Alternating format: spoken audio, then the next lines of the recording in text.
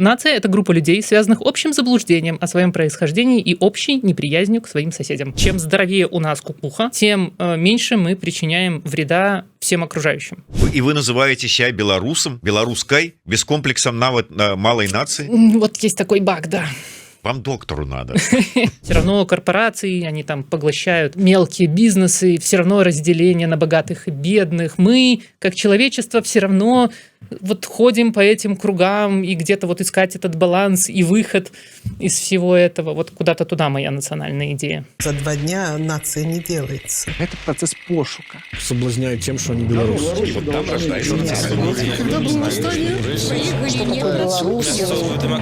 Честность – это не национальная идея. Працягваем шукаць, прамаўляць, намацаваць беларускую нацыянальную ідэю. Усім прывітанне. В эфіры чарговы выпуск праграмы Ідэя X. Праграмы, падчас якой мы працягваем шукаць, прамаўляць, намацаваць беларускую нацыянальную ідэю. Як звычайна з вами Зміцер Лукашук, а шукаць, прамаўляць і не пабаюся гэтага слова намацаваць нацыянальную ідэю мы сёння будзем з маёй выдатнай госцяй, каардынатаркай фонда медычнай салідарнасці Беларусі Лідзіяй Тарасенко. Добрый дзень, шановная гаспадарня Лідзія. Здравствуйте, Дмитрий. Я пачну, ведаеце, трошку так звонку.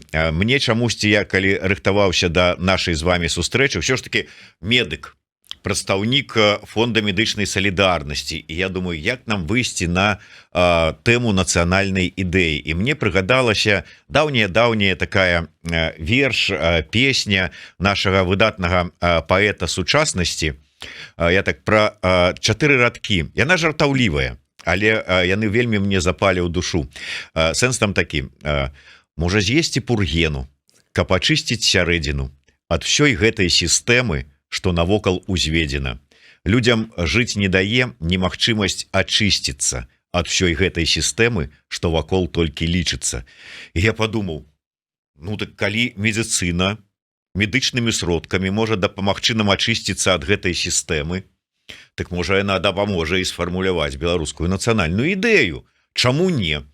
Такі медычны падыход да пошуку нацыянальнай ідэі. А ввогуле, гаспадарня Лідзія, а вы калі-небудзь увогуле задумваліся на тэму там нацыянальнай ідэі? Там было у вас такое, што прыйшлі, я не ведаю, там пасля дзяжурства, стомленая, і такая, думаецца, зараз я тут для расслабона кілішачак чего-нибудь там, да, погляжу на закат ці рассвет і подумаю про беларускую нашу нацыянальную ідэю. Вот як часто у вас такое в жыцці здаралася? Ну, я не могу сказать, что я тот человек, которому было чуждо какие-то социальные процессы. То есть они были в моей жизни всегда, да, я всегда чувствовала себя частью там какого-то общества, да, мне всегда было не все равно, что происходит в этом обществе. Моя сфера профессиональных интересов, как вы верно заметили, далековато от социального, но в медицине там или около в медицине на самом деле больше, чем можно подумать с первого раза, вещей, которые непосредственно касаются формирования таких вещей, как нация. Да? Если мы говорим там, в сторону психоанализов, в сторону коллективных бессознательных процессов, это все скорее уже такие медицинские вещи, околомедицинские, можно сказать, в определенной степени естественно-научные, которые тоже говорят нам о том, как вообще мы, как люди, формируем наше общество, формируем то, как мы живем в среде себе подобных. Поэтому не такая уже и далекая эта тема для медицины в целом. Умоўна кажучы, вот глядзіце, як выдатна у нас атрымалася з госцей. Я постоянно задаю такія пытанні кшталту, ну вот як так атрымалася, што працэсамі нацыя будаўніцтва усе нашыя суседзі по Еўропе, по ўсходняй Еўропе нават займаліся там у 18-м, у 19-м, у крайнім выпадку у пачатку 20-го стагоддзя, а мы до гэтага часу ці то не распачалі, ці то не завяршылі, ці то невядома у якім стане мы ў гэтых нацыянальна-будаўнічых працэсаў знаходзімся. І тут, можа быць, варта было не шукаць нейкае там у палітыцы там ці ў яшчэ чым-небудзь прычыны, а да медыкаў звярнуцца і сказаць, що не так с там, я не ведаю, з якім станам беларускага грамадства, псіхічным, псіхалагічным ці яшчэ якім, што яно ніяк не можа вырашыць ці вырашыцца на вырашэнне гэтых пытанняў. Сейчас я скажу как профан. Я не знаю, по каким критериям можно понять, что там завершилось формирование наций, не завершилось, есть у нас нации и нет у нас наций. То есть я читала там, частично вашу книгу, и там люди отвечают на вопрос, там, сформировалась наша нация или нет. Да? Для меня это вопрос выбора. Ну, то есть есть я и мое ощущение того, я там принадлежу к какой-то группе национально, да, или не принадлежу. И довольно сложно, мне кажется, навязывать человеку мнение относительно того, как бы завершился этот процесс, и что значит завершился. То есть будет какой-то такой момент, когда мы скажем, все, стоп, останавливаем, замораживаем, и дальше у нас в истории ничего не происходит. Для меня эти вопросы непонятны, они, ну, возможно, социологи или политики лучше как-то на это ответят. Вот. В эту сторону для меня все, мне кажется, очень индивидуально. А ўвогуле, калі казаць пра пытанні, можа быць, я не ведаю, там вось гэтыя там, а хто я такая, да каго я належу, у вас перед вами такія пытанні ўставалі? Да, ну, естественно, мне кажется, что групповая идентичность для любого человека – это важная штука. И даже если человек там особо над этим не задумывается, он обладает этой групповой идентичностью, хочет он это или нет. Да? Человек себя будет ассоциировать с членами какой-то семьи, с членами там, какого-нибудь профессионального сообщества, с, ну, я не знаю, там, гендерными группами, да, и с национальными в том числе. И надо сказать, что такой концепт, как нация, мне кажется, одним из самых мощных вообще социальных явлений, ради чувства принадлежности вот к нации люди способны как на самые великие подвиги, как на самые великие жертвы, так и на самые ужасные преступления. Хотя сам по себе концепт кажется весьма размытым. Я тоже готовилась к вашей передаче и решила погуглить, а что же такое нация? Потому что, ну, как бы сама я не могла ответить на этот вопрос. Но, к счастью, никто на этот вопрос ответить точно не может. Я вот посмотрела там словарь Кембридж, Оксфорд, всякие Британика. Дают разные определения, и все они крутятся вокруг объединения какой-то группы людей, вокруг таких понятий, как страна, язык, законы, правительство. Но при ближайшем рассмотрении каждый из этих концептов рассыпается, да, потому что мы знаем, что человек может быть не привязан к стране, как сейчас большинство белорусов. Человек может не разговаривать на одном языке, как, я не знаю, там Индия, одна из самых успешных на сегодняшний день наций. Люди за 500 километров друг от друга говорят на языках и совершенно друг друга не понимают. И вот каждый из этих концептов как бы растворяется. И в итоге у нас остается нация, это такая штука, которая, ну, эти люди там думают вот про Беларусь, значит, они белорусы. Были прикольные определения. Можно я? Конечно, скажу? конечно. Вот, Абрахам Линкольн говорил, что можно сказать, что нация состоит из своей территории, своего народа и своих законов. Территория при этом – это единственная часть, которая обладает определенной долговечностью. Или гораздо менее известный товарищ по имени Карл Дойч. Это определение мне нравится больше всего. Нация – это группа людей, связанных общим заблуждением о своем происхождении и общей неприязнью к своим соседям. Ну да, гэта, дарэчы, тое ж самае тычыцца, калі пагугліць вызначэнне нацыянальнай ідэі, што гэта такое, то там таксама будзе 100-500 розных вызначэнняў і канчатковага няма.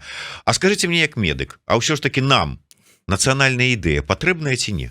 Вот для этого мне хочется определиться, вот еще поговорить про нации, да, потому что, ну, понятное дело, мне кажется, понятное, что нации формируются вокруг вот каких-то национальных мифов.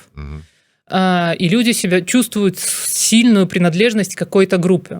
Раньше было проще, потому что, ну, там было меньше миграции, да, все-таки больше какого-то единообразия там в языках. Ну, в последние там пару столетий, когда все начали там письменность и люди начали вот объединяться вокруг языков. А теперь со всем этим перемешиванием, и все равно мы, как люди, вот стремимся обладать этой национальной идентичностью. Зачем она нам сплющилась вот сейчас, вот в наших реалиях?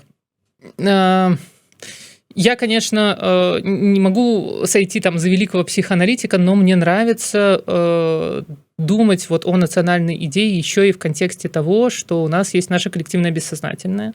И в психоаналитике есть такие понятия, как там образ коллективного врага. Это не то же самое, что говорит наша пропаганда. То есть нам, как людям, да, как тем, кто формирует свою идентичность и коллективную идентичность, не только благодаря нахождению общего, но и благодаря проведению границы между нами и ими, необходим образ коллективного врага.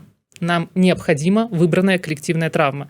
Это может звучать очень неприятно, но, похоже, у нас нету механизмов, нету возможности, чтобы избежать вот этого дуализма. То есть, с одной стороны, очень мощный, очень сильный концепт, который дает тебе опору, да, принадлежность к твоим корням, ощущение там стабильности, понимание, кто я, а кто не я. И с другой стороны, это очень агрессивная тенденция, которая заставляет людей там вести войны, вести себя агрессивно по отношению к людям, которых они идентифицируют как представителей другой группы, потому что на этих людей проецируются какие-то страхи, проецируются какие-то вещи, которые не могут внутри группы быть высказаны, потому что это угрожает стабильности своей группы, поэтому этих людей внешне обвиняют в каких-то вещах, которые свойственны скорее внутренней структуре группы.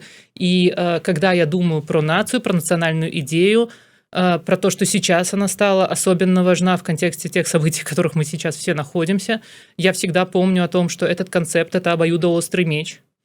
И у нас, возможно, на нашей стадии эволюционного развития как человечества, как human being, как homo sapiens, нету возможности вырваться из вот этого круга, в котором есть дуализм.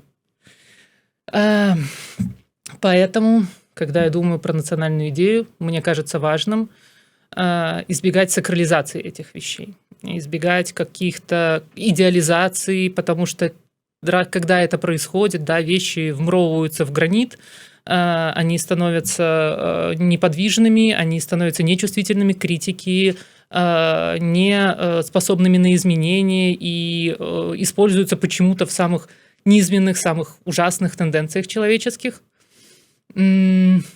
Когда вот ту же самую коллективную травму, вместо того, чтобы ее прожить, оплакать, переработать, она цементируется. Вот то, что происходит, да, в Беларуси и там, в России сейчас, с момента окончания Второй мировой войны, когда мы видим, что там Германии, не знаю, оплакали ли они свою травму, но, по крайней мере, выглядит так, что они ее проработали значительно лучше. Мы же ее все годы цементировали. Мы не говорили там про потери, мы говорили только про, может быть, там, смахнув скупую слезу, только ура, патриотизм, только победные марши, медали, цветы, и детей в военную форму одевали. И мы видим, как бы, к чему это все приводит. Вот с какими-то такими мыслями я думаю про национальную идею. До речі, я вот трошечку у бок, але шмат цікавага я пачуў зараз у ваших словах. Я прыгадываю, просто цікава, як для вас это ёсць такія паралелі ці не. Я прыгадываю сваю размову с вашим калегам, лекарам выдатным Максімам Очеретнім, які на пачатку, як ён прыйшоў, ён пачаў размову з таго, што сказаў: мне падаецца, што вы займаецеся вельмі шкоднай і небяспечнай справай, разважаючы пра нацыянальную ідэю. Говорю, чаму? Говорит, таму што нацыянальная ідэя равно национализм, равно нацизм, равно фашизм, равно концлагера. Для вас есть такая вот протяг логичный? Здесь я могу сделать референс, прям очень советую почитать переписку Эйнштейна и Фрейда «Почему война?». И там действительно вот проводятся все вот эти вот параллели, и оставляет прочтение все это, ну, помимо того, что это очень интересная, очень интеллектуальная беседа, оставляет ощущение того, что, возможно, все это действительно безнадежно, и пока мы остаемся людьми такими, как мы есть, возможно, мы будем вынуждены повторять вот снова и снова эти циклы, приходить снова и снова к войне. Вот Фрейд как раз стоял на той идее, что война неизбежна, и мы можем как общество только пытаться уменьшить ее риски, уменьшить вероятность ее возникновения, вырабатывая механизмы, которые бы, ну, как бы балансировали общество. Вот. Але вот як потым іншыя людзі таксама мне даводзілі, што справа-то ў тым, наколькі у нацыянальным нейкім калектыўным гэтым бессвядомым закладзены вірус імперскасці. нават у малых народаў, у невялікіх народаў, аўстра-венгерская, напрыклад, вот імперыя, а у беларусаў яе няма, таму вот такой небяспекі няма. Может, ее нет сейчас, пока, потому что мы долгое время находимся все-таки в состоянии нации, которая... у нас не было возможности ее проявить. Где у нас была возможность проявить имперскость, да, к сожалению? У нас было Великое княжество Литовское. Когда это было? Ну, то есть это было последний подел имперскости. 1795 год. Да. С тех пор у нас там было огромное количество коллективных травм, каждую из которых мы могли выбрать как построение своей национальной идентичности. Да, к сожалению, выбрали самую убогую вообще, которую можно было придумать. Коллективно бессознательное все помнит, но все-таки события 200-летней давности уже как бы уже подстерлись. Вот. И там наши бабушки, наши прадедушки, уже их личный персональный жизненный опыт был не про то, чтобы самоутвердиться за счет кого-то. Да? То есть все-таки внешний враг всегда был, ну, в итоге сильнее. То есть возможно, у нас просто не было возможности проявить свою эту имперскость. Вот. Мне, конечно, хочется верить. То есть, если мы говорим про утопичный сценарий, который существует в моей голове, то это какой-то такой мир, где у нас нету политических наций, где у нас нету вот границ государств, да, где люди делятся там на группы какие угодно, там, я не знаю, любителей закрывать озоновые дыры зонтиками, какие угодно, для того, чтобы сохранять разнообразие, да, для того, чтобы там сохранять разные языки, сохранять разные культуры. Но мы не делимся вот на эти свой-чужой. Я сама это говорю, и, конечно же, не верю в реализацию чего-то подобного в том виде, в котором говорю, теми существами, которыми являемся мы как люди. Хотя утопичные идеи не совсем бессмысленные, они дают тебе ориентир на твои ценности, на то, что ты считаешь правильным, да, дают тебе больше возможности застабилизироваться, не шарахаться из стороны в сторону, когда ты принимаешь какие-то решения, ну и к чему-то идти. Вот. Калектыўная бессвядомасць, вы сказали, что вот гэта у тым ліку яднае грамадства там ці супольнасць у нацыю. Якая у нас калектыўная бессвядомасць? Хороший вопрос. Это вопросы психоанализа, и, наверное, каждый сам, ну, это задача каждого человека, да, раскапывать это в себе. Это бесконечно интересный, как мне кажется, процесс. Он может быть болезненный, может быть пугающий, и не всем на самом деле нужный. Но вот эти вот штуки точно в нас есть, что не знаю, какая она у нас, но однозначно стоит эту штуку исследовать и исследовать в себе. Потому что чем лучше мы понимаем себя, чем лучше мы понимаем свои мотивы, чем здоровее у нас кукуха, тем меньше мы причиняем вреда всем окружающим. Поэтому это прям вот как личная социальная ответственность заботиться о своей вкухе. И исследовать свое коллективное бессознательное, того, как оно проявляется. У нас у всех все как бы по одним законам работает, но все равно получается как-то по-разному. Все одно атрымліваецца 10 аўтамат калашнікаў, а у нас тутэйшыя. Тутэйшыя какие-то. А як вот з гэтым справіцца? Вот як адна з накірункаў калектыўнай бессвядомасці гэта ідэнтычнасць. І вот мне здаецца, вот тут у беларусаў нейкія праблемы ёсць з ідэнтычнасцю пошукаў і усведамленнем гэтага сваёй ідэнтычнасцю і уменнем ад яе адмовіцца. Мы забыліся про сваю гісторыю. Я разумею, что не павінен кожны любы беларус пытацца там, у якім годзе было там прынята другая установчая грамата, і ён павінен это сказаць. Але мова, культура, гісторыя, некае прыкланенне перад тым, што ідзе з-за мяжы, ну апошнім часам найперш з усходу. Вот это як? Мне в этом плане повезло, и я как-то росла в такой среде, что я не знала, что у нас должны быть какие-то, что с нами что-то не так, как с белорусами. Я как бы всегда ощущала себя белорусом и не чувствовала вот этого имперского давления на самом деле довольно долго, до какого-то вот сознательного возраста. Поэтому, когда начались вот эти вот там мужик, болото, колтун в голове, у меня вызывало огромное отторжение белорусской литературы в школе, потому что я очень люблю читать, мне очень нравилась русская литература, я прочитала всю «Войну и мир», а белорусскую я просто терпеть не могла. И в какой-то момент я очень горжусь этим открытием. Я поняла, что кто-то плохой сделал белорусскую литературу специально такой, чтобы ее дети не любили. Вот. И после этого мне вообще как бы полегчало, стало все нормально. Короче, есть у нас прекрасный там Короткевич, Орлов, Ходанович. Вот. И, короче, меня как-то минула чаша сия вот этого вот комплекса малой нации. Я о нем узнала, когда уже такая подросла, такая думаю, понятно, что-то, короче, вот не так, но тогда уже на это по-другому смотришь. Як это вы? Вы называете себя белорусом? Белорусской? Без комплексом малой нации? Вот есть такой баг, да. Вам доктору надо.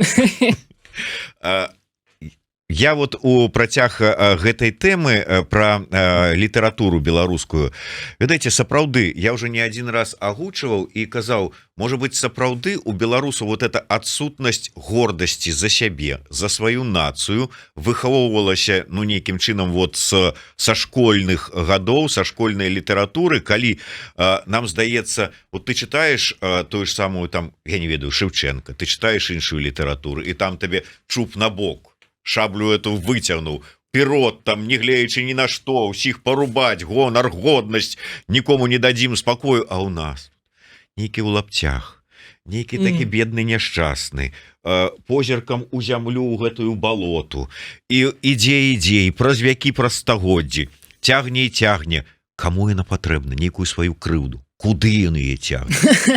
На халеры. На халера, ну. И ты так думаешь, и вот, может быть, из-за этого вот мы все вот такие там.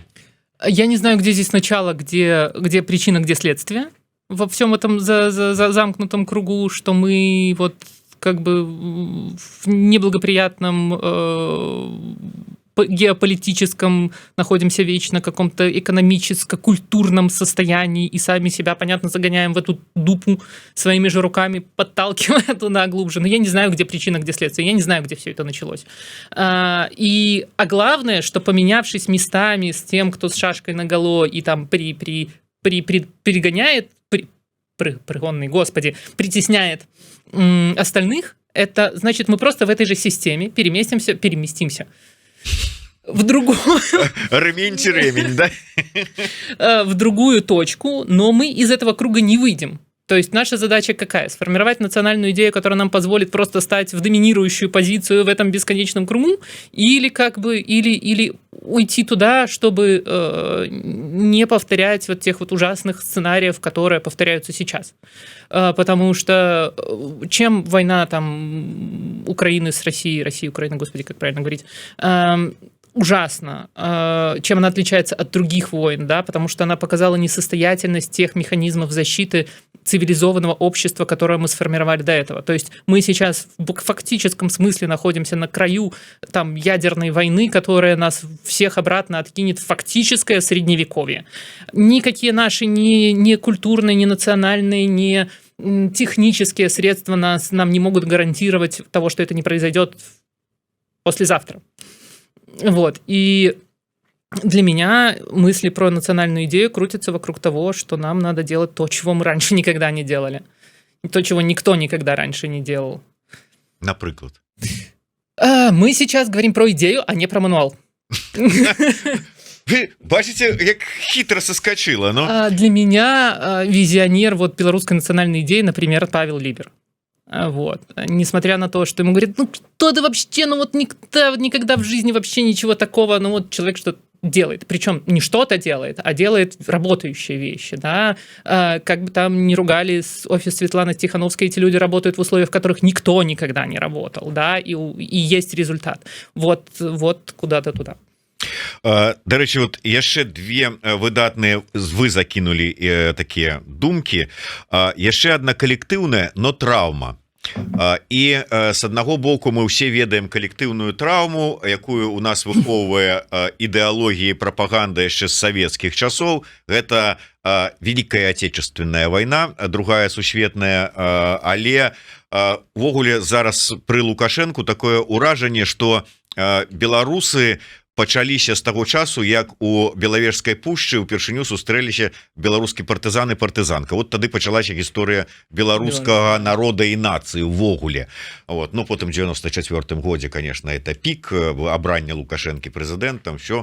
Але калектыўная траўма вот новейшая, калі браць гісторыю 20-й год, гэта калектыўная траўма для нас? Ну, это, естественно, травматический опыт, через который мы все сейчас проходим. Мы все получаем травмы, и как мы с ними там справляемся, это большой вопрос. Будет ли это выбрано как следующая выбранная травма, то есть речь идет именно про выбранность этой травмы, про то, что общество каким-то образом выбирает из всего перечня того, что с ними случилось, вот какой-то конкретно исторический момент, который связан с великими там потерями, с войнами, с большим количеством смертей, трагедий, там, голодом, смертями, 2 раза. И вокруг нее формирует мифы. И важным признаком этой травмы выбранной является как бы нежелание или неспособность ее преодолеть. То есть понятно, что травмы случаются, да, понятно, что вся наша история ими переполнена. Но именно вот эта вот зацикленность, передача из поколения в поколение, когда каждый человек, который несет в себе вот этот вот информационный пласт, он сам может быть не участник тех событий, которые там были во Второй мировой, но он подключен к этому вот информационному пласту. Эта травма не перерабатывается, не интернализируется, она наоборот фиксируется. Она, наоборот, цементируется и говорится, что вот вокруг этого это наша идентичность, и ни в коем случае нельзя с ней ничего сделать, нельзя ее проработать. Это вот то, чем сейчас очень мастерски пользуются вот режимы там Лукашенко и Путина. Да? С одной стороны, господи, ну это же безумие, то, что вот они говорят, то, что они делают, все вот эти вот ура-патриотизм, но это так характерно для нас, как для человека, что это влияет на огромное количество людей таким образом, что вот, короче, они принимают это как свою коллективную идентичность. Цікава. Некалі один з моих гостей, правда, не доктор, сразу скажу, но ён сказаў так, что у выніку вось падзеяў 20-го года і пасля вот этих рэпрэсій, якія цягнуцца до гэтага часу, беларускае грамадства атрымала до такой ступені вялікую траўму, маральную, псіхалагічную, что у нас зараз ледзь не нацыянальная ідэя мусіць стаць, гэта кушетка психотерапевта, на якую трэба ўсю нацыю пакласці. Прям очень согласна с этим. Вот то, о чем я говорила раньше. Если мы не можем избежать травм, мы не можем... Очень часто мы находимся в ситуации, когда у нас там нету выбора, да, мы находимся там под обстрелом, и у нас нету в этой ситуации там хороших каких-то решений, но у нас есть внутренние как бы ресурсы для того, чтобы мы могли сами как-то с этим обходиться. Мы не можем выбирать то, что с нами происходит, но мы можем выбирать то, как я на это реагирую. И если человек получая травматический опыт, не получает травм, а интернализирует этот опыт, перерабатывает его и как бы и умеет сохранить здоровость кукухи, то он не передаст травму следующему человеку. Это прям очень много то, что может сделать каждый. И это не так легко. А ввогуле магчыма пазбавіцца ад гэтай траўмы, ці гэта... Ну, это нормально, с часам пройдзе, ці гэта такая травма, якая наадварот яна карысная, ці вот як вы ее оцениваете? В смысле, то, что сейчас происходит? Да, тут... Не, ну я не знаю, как можно назвать это корыстным. Нет, хотелось бы... Ну як, любы опыт жыццёвы, ён карысны. Я не уверена, что вообще можно говорить в таких терминах. Нет, я бы хотела, чтобы всего этого там со мной не происходило. Я бы хотела жить, я не знаю, там в прекрасном каком-то проработанном психологическом мире, где у меня там, я не знаю, все предсказуемо, где каждый человек может себе позволить какой-то приличный, приемлемый уровень жизни, где, я не знаю, там каждый человек получает максимальные возможности для своего индивидуального развития, для самореализации. Нет, я не хочу, чтобы все так было. Если меня будут кто-нибудь спрашивать, нет, не надо, заберите. Чакайте, а як же ж працэсы нацыябудаўніцтва, як же ж вот умацаванне ідэнтычнасці, абуджэнне самасвядомасці, яно ж без болі не будзе. Мне вот хлопцы, якія ваяры, яны сказали, что на жаль, без крові нацыю не пабудуеш. І мне не один раз сказали мои сябры з Украины, якія пасля 14 года, яны казали, что адзінае, что вот есть добрага у этом нападзе России на Украину, это тое, что она нарэшце с украинского народа зрабіла нацию. Ну, я не могу не согласиться с этой частью. но это только часть реальности. Ну, то есть, если мы возвращаемся к каким-то утопическим идеям, да, то я бы хотела, чтобы было, ну, хотя бы поменьше боли, хотя бы не такое ее количество, да. Но если мы говорим о неизбежности процессов, ну, наверное, они неизбежны, потому что вся наша человеческая история говорит, что мы можем только так, а никак иначе. Соответственно, я только в утопических сценариях могу помыслить что-то другое, выходы за вот такие сценарии. А так, ну да, мы опять проходим этот путь. Просто мне казалось там до, ну не знаю, до, может, 2014 года, может быть, где-то вот там. То есть мне казалось, что, возможно, у Европы есть шанс вот вырваться из этого, дать пример миру, как можно обходиться без вот таких кровопролитных вещей, и что, как бы, возможно, когда-нибудь весь мир подтянется до таких сценариев. Хотя я понимаю, что у меня не было для этого никаких оснований. Так, Лидия, я, каб збить вас с панталыку, буду перескокивать с одной как бы темы на другую, и про маркеры. Вот с одного боку вы кажете, да у мяне ніколі не было сумневаў, что я беларуска. Да у мяне ніколі не было нават вот этого комплексу малой там, ну вот это вот, что мы вообще вельми любим. А что с мовой? Отличный вопрос. В детстве со мной родители говорили на белорусской, и поэтому как бы мне кажется, что у меня неплохой навык, но я на сегодняшний день стесняюсь делать это публично. Это, конечно, мой недостаток. Стоило бы в этой ситуации все-таки переключиться на белорусскую, но у меня есть оправдание. В моей жизни на каждый день присутствуют 3 языка: русский, польский и английский, на котором нужно говорить на приличном уровне. Вот. И 4-й язык я уже просто не тяну. К сожалению, я не могу отказаться от русского, и не могу и не хочу отказываться от польского или английского. Ну вот как бы объяснение такое простое. Да, несмотря на то, что я себя идентифицировала с Белоруссией и белорусскостью, мой информационный как бы пузырь всегда был в основном русскоязычный. И литература моя любимая все равно на русском языке читалась, по крайней мере, до того момента, как я выучила там английский для того, чтобы читать литературу в оригинале. Вот. И, ну, это стало частью идентичности, да, это тот язык, на котором я лучше всего могу выразить свои мысли, на котором мне... Я чувствую, что я наиболее откровенно, когда я говорю о каких-то вещах важных, да, важных в эмоциональном плане. Поэтому, ну, вот такой баг. Ну нічога, у мяне вот астаўся на адной руцэ яшчэ один палец. Я тут просто гэта уже занята. Это тыя людзі, якія пасля эфіраў на Еўрарады пачалі гаварыць по-беларуску. Прычым вот прыйшлі і сказали: я сёння буду упершыню гаварыць по-беларуску вот у вас, дзякуючы вам. Так что для вас рэзервую. Я да чаго это? Я узгадаў на весной 20 минулого года я был с прэзентацыяй кнігі ў Брусэлі, і там один з моих так спікераў, суразмоўцаў быў былы герой нашай праграмы, выдатны музыкант, вокаліст Олег Джагер, Олег Мінакоў, лідар групы Rubble Zone.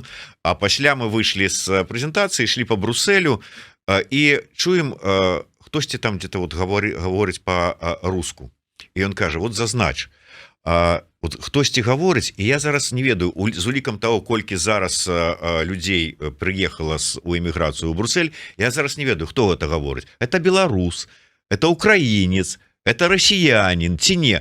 А я чую, говорит, где-то там по-беларуску что-нибудь, вот с акцентом белорусским. И у меня на душе теплее, и я ведаю, что это свой, и я готова подойти и сказать: может, чем-нибудь дапамагчы? Потому что мова — гэта маркер. А для вас яна маркер. И увогуле, як вы лічыце, вот сегодня актуальна эта тема мовы? Сегодня она актуальна для нас как никогда, потому что для нас это вопрос выживания на самом деле.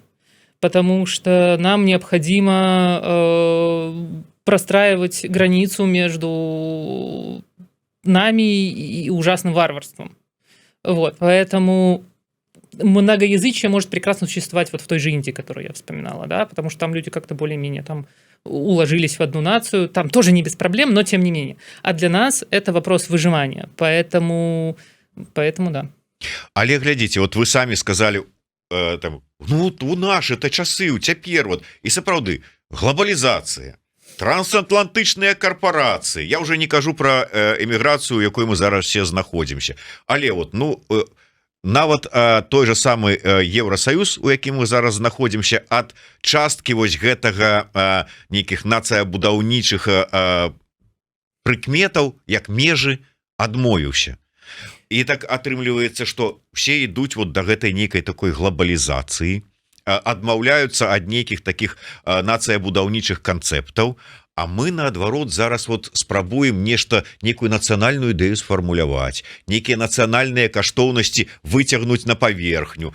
Яны прыгожыя, яны так мілыя сэрцу, але нема такого ўражання, што мы вот тут схаваемся за гэтыя сцены з нацыянальных каштоўнасцяў і такія глобалізацыя, гаварыце, да? А мы тут зато по-беларуску.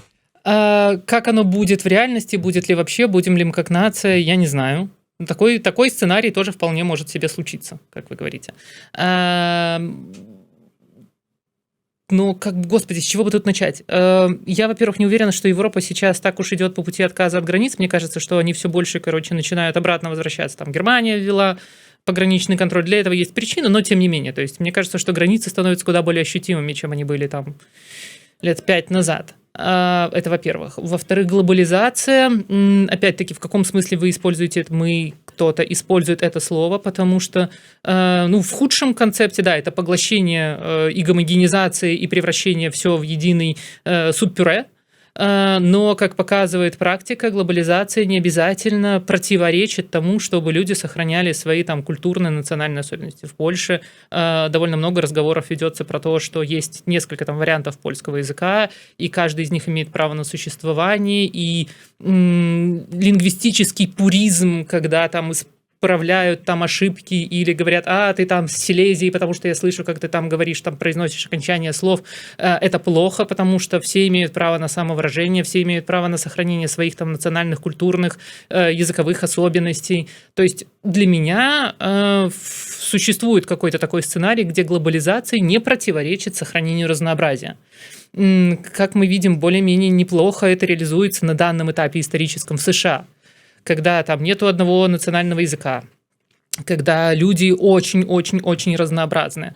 Ты прям очень хорошо чувствуешь это, приезжая в эту страну, когда прям там огромное разнообразие людей и культур, и наций, и нету вот этого «давайте там все быть одинаковыми». То есть для меня, я надеюсь, что мы как-то проскочим в том сценарии, где глобализация будет значить вот отсутствие там политических границ, какие-то преференции там с точки зрения экономических, социальных, не знаю, там перемещения, да, но это вовсе не противоречит сохранению самобытности, особенностей групп людей.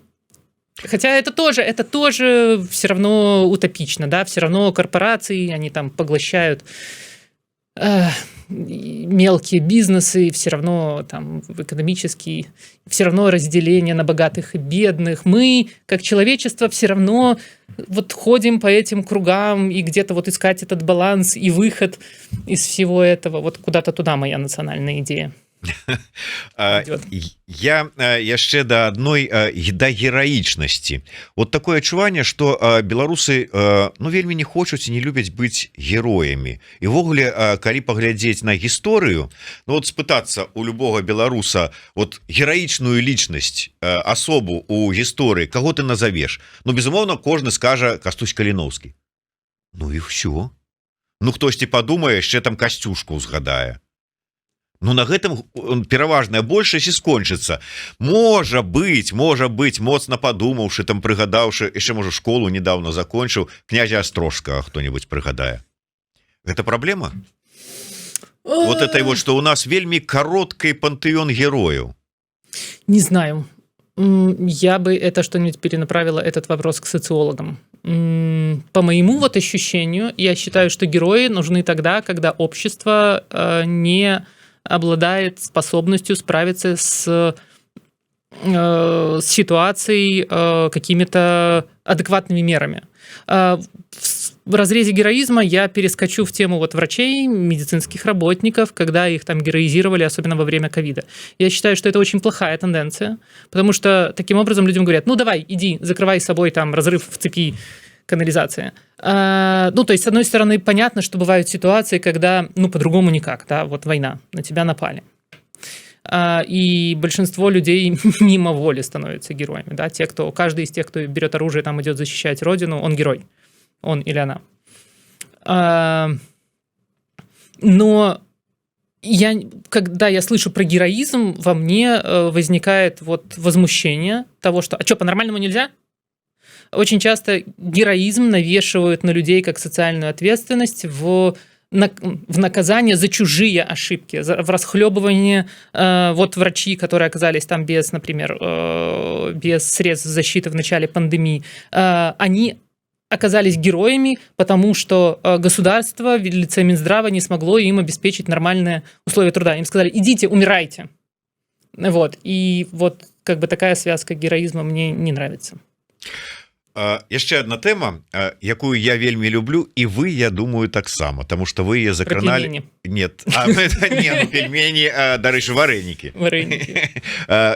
Гэта таксама любімае, але у вашым інтэрв'ю, якое я глядзеў папярэднім у праграме «Простыя рэчы», пачынаючы, вот як толькі выйшла пачалася наша праграма ў 18-м годзе, яшчэ я вельмі часта на той час, до 20-го года, ну, как бы с такой крыўдай гаварыў пра беларускую дыаспору. Маўляў, ну, паглядзіце, мы ўсе ведаем пра, нават не пра чайнатауны, пра тое, што вот ёсць моцная украінская дыаспора за мяжой, ёсць еврэйская, ёсць армянская, ёсць яшчэ нейкая. Мы ведаем, што беларусаў за мяжой сотні тысяч, калі не мільёны, а іх нема.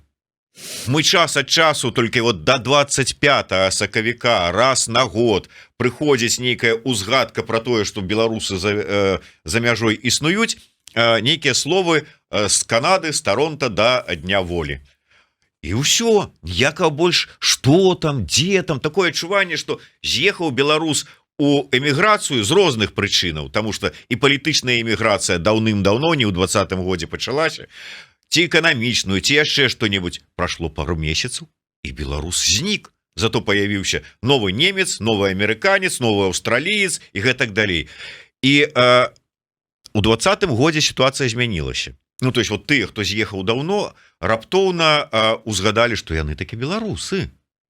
Як сказала Надзея Нортон, першая прэзідэнтка асацыяцыі беларусаў у Амерыцы, 20-й год вот так вот шкрыбануў па скуры беларусаў замежжа, і адтуль вылезла вот эта ўся іх беларускасць. Але няма перасцярогі, што мы паступова ізноўку вяртаемся да гэтага свайго любімага растварэння. Ну, это тоже стратегия выживания, когда действительно до 2020 года у меня тоже было вот ощущение, что белорусы уезжают, и они прям максимально стараются отстраниться от своей вот белорусской идентичности и надеть на себя новенькую. Белорусам чем хорошо, у них вполне европеоидная внешность, и при достаточных усилиях в плане языка через 5 лет ты белоруса не отличишь ни от немца, ни от испанца, он загорит, ни от кого, потому что как бы в Африку мы не очень эмигрируем, а в Европе все выглядят вот так. Мы отличные мигранты.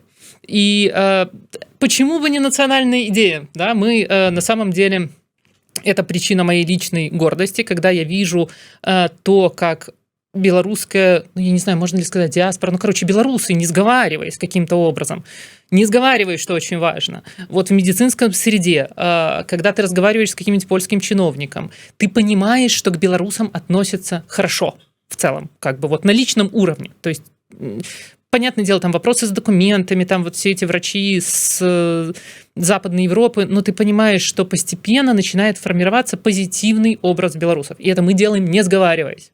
И вот, ну, то есть это прекрасный, кстати, вот повод для национальной идеи, почему бы нет. Каким-то образом мы как-то в большинстве своем какие-то, ну, нормальные люди. Нормальные. Мы не пытаемся кого-то там обмануть. В большинстве своем. Мы ответственно относимся к работе, мы вот учим язык. И раньше вот я думала, что это такая вот померкованность, вот это вот. А сейчас мне кажется, что в этом есть стержень в людях. У нашей слабости наша сила. Яшчэ одна вельмі балючая тэма. Вам не падаецца, вот калі ў 20-м годзе я нават на гэтых вялікіх маршах, акцыях падыходзіў да людзей, пераважная большасць как бы такія, я чуў такія словы: слухай, мы супраць Лукашэнкі, ну не надо к нам вот с этим своим белорусским языком, там вот с эти вот со всеми вот этими своими национальными идеями. Мы за демократичные перемены, мы за законность, мы за справедливые празрыстые выборы. Мы вот за вот это все демократичные каштоўнасці, якія прыгожыя, але да нацыянальнага нечага не маюць ніякага дачынення. І нават бел-чырвона-белы сцяг у рукі яны ўзялі не як нейкую там нацыянальную каштоўнасць, а просто як сімвол пратэсту. Размежавацца. Да, просто як сімвол пратэсту. Ну не маглі яны хадзіць з чырвона-зялёным сцягам, з якім, можа быць, нармальна маглі з ім хадзіць да 9 жніўня, пасля 9, калі іх там білі ў аўтазаках, білі невядома што рабілі ў гэтых міліцэйскіх пастарунках і ўсё. Таму просто знак пратэста. Так я да таго, што а можа вот это вот все такое вот нацыянальнае, вот это вот все вот, можа оно как бы и не трэба беларускаму грамадству. Вот вы хорошо сформулировали вопрос, ну в смысле хорошо понятно для меня. Трэба или не трэба? Потому что у меня нет ответа на вопрос, что хорошо, что плохо для нации, потому что, как мы говорили в начале, есть позитивные и негативные тенденции, они уравновешивают друг друга. Но по поводу трэба, не трэба. Нужно понимать, что то, с чем мы столкнулись в виде вот режима Лукашенко, в виде того, как у нас постепенно формировалось, ведь все сформировалось не к 2020 году. По моим ощущениям, ну то есть трындец наступил государственный сильно раньше. Я работал в государственной системе и прям вот видела, как идет там негативная селекция, как все становится сильно хуже, да.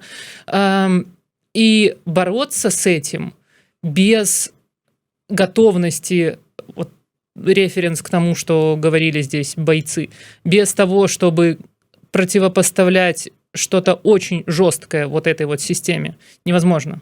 Ну, то есть, да, мы все хотим демократических изменений, да, мы все хотим там жить в свободной стране, но пока наше желание ниже какой-то вот планки, где мы готовы все большую цену за это отдавать, оно, ну, вряд ли реализуется.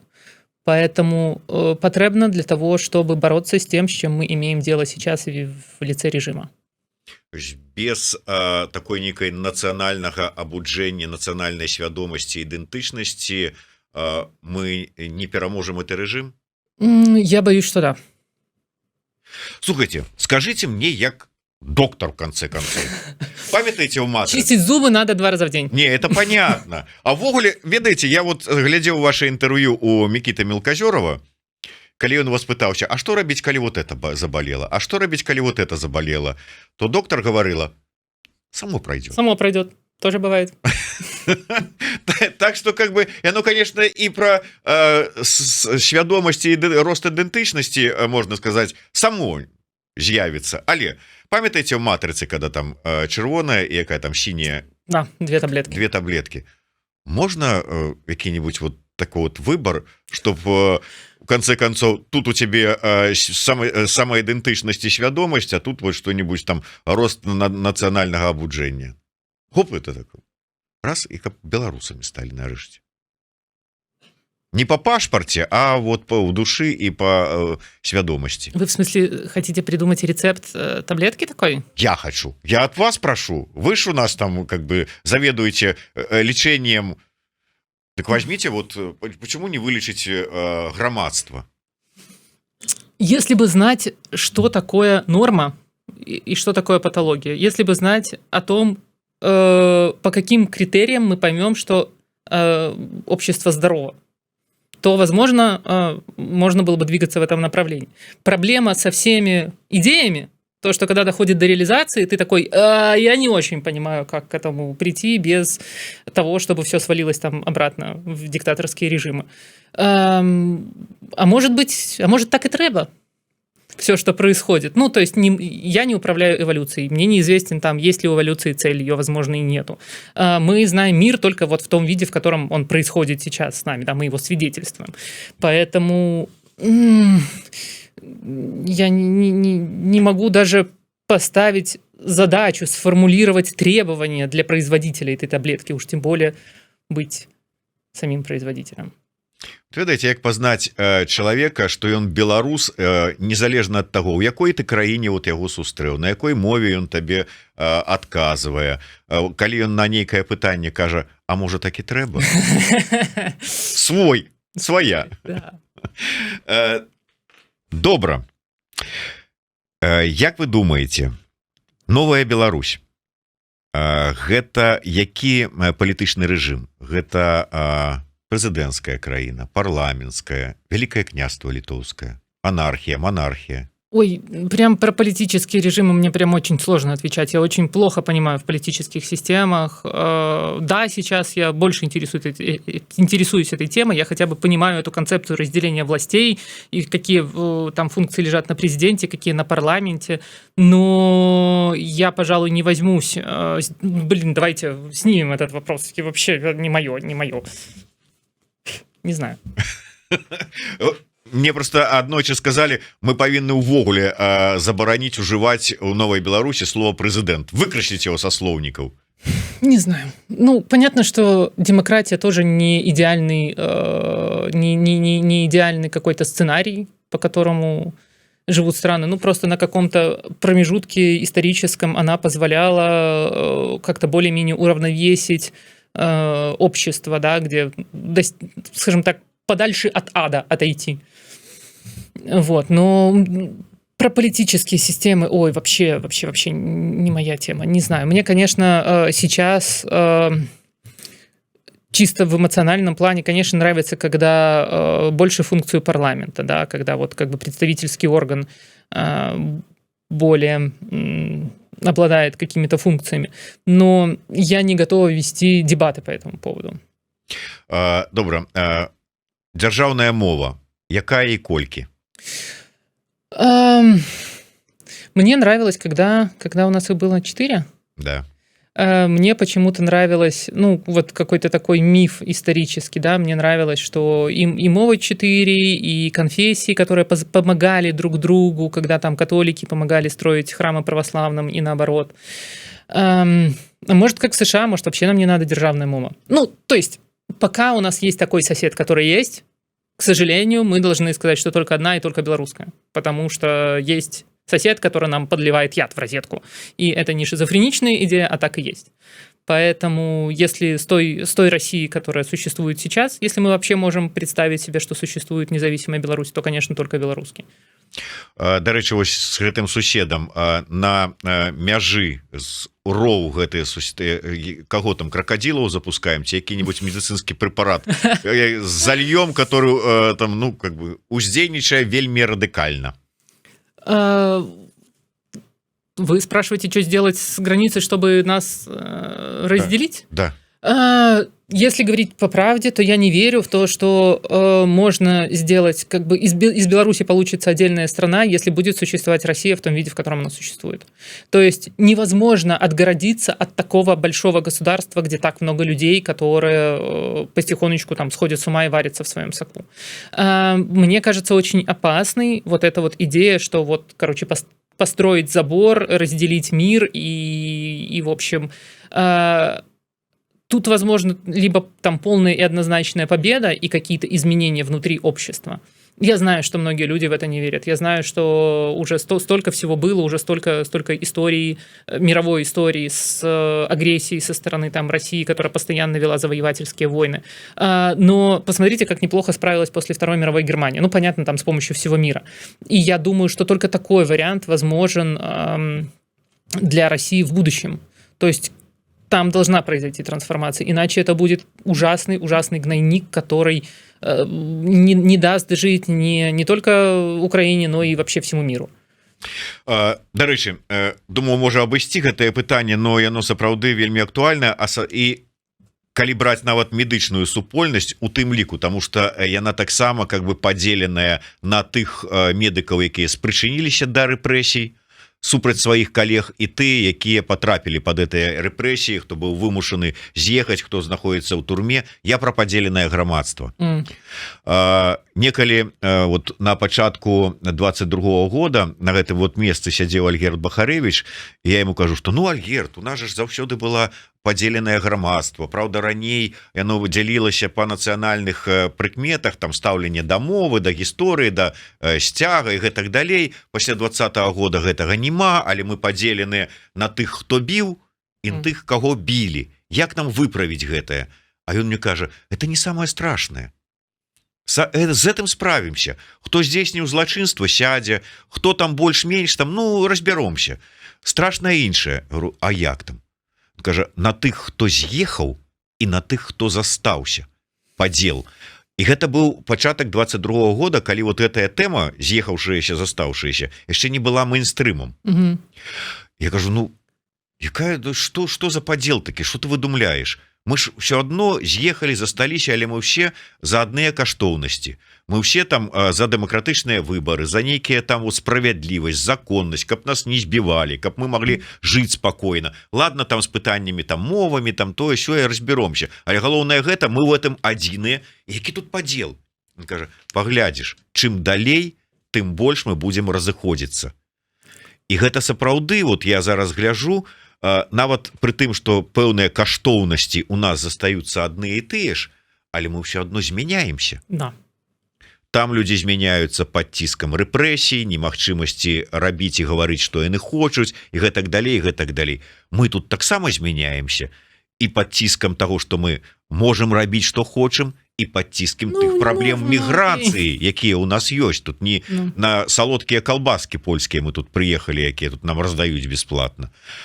І з гэтай нагоды я вот думаю, вот нарэшце, вот мы, вот, да прыкладу, з Лідзіяй Тарасенко зараз па выніку сфармулюем, яна нам сфармулюе нацыянальную ідэю, а праз невялікай адлегласці прамежак часу муры рухнуць, пераможныя цягнікі, пра якія нам 2 гады таму яшчэ расказваў Чалы, пад парамі паедуць, на першым вагоне на даху сядзяць Чалы са Шрайбманам абняўшыся, а мы з Лідзіяй бяжым наперадзе цягніка і такія, вот вам, беларусы, нацыянальная ідэя, мы там сфармулявалі.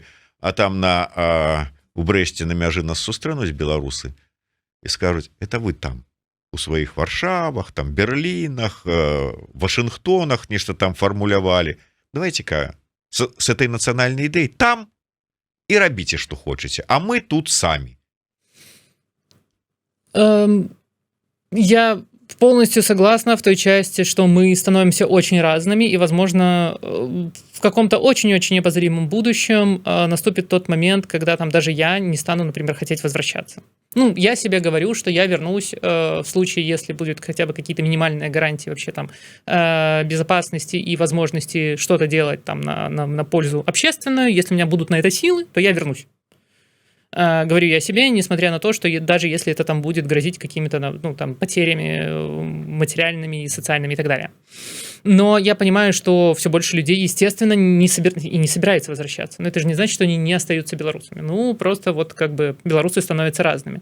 А для меня вопрос разделения на тех, кто бил, и тех, кто били, значительно более существенный.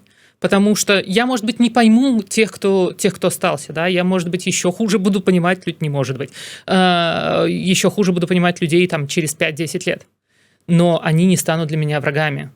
Я надеюсь, что никто из них там не придет с оружием. Но тех, кто бил, и тех, кто били, это я не представляю себе, как можно простить вот в режиме моей, в пределах моей жизни, да, там тех, кто избивал людей, избивает людей там в автозаках, в тюрьмах и так далее. Я не представляю, как это сделать, и не хочу этого делать. И для меня это куда более острая проблема, столкновение, потому что если белорусы, которые там, я не знаю, внутри и вне страны, не смогут в очередной раз сколупнуть вот этот вот пласт, как мы не смогли это сделать после сталинских репрессий, то все будет опять повторяться. В худшем случае тех, кто уехал, просто это потерянная как бы для внутри Беларуси часть общества.